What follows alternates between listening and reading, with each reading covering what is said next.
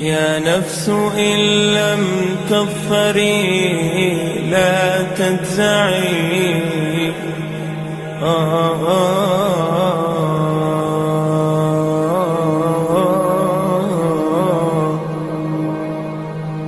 يا نفس إن لم تظفري لا تجزعي، وإلى موائد جود مولاك ارجعي.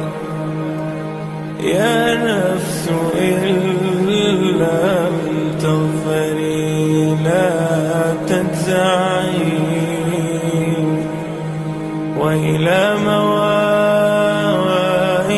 جود مولاك ارجعي.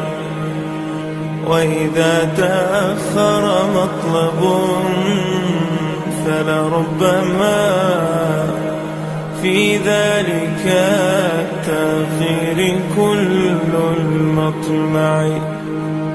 فاستأنسي بالمنع وارعي حقه، إن الرضا وصف المنيب الألمع. وإذا بدا من ناطق الوجدان ما يدعوك للياس الذميم الأشنع،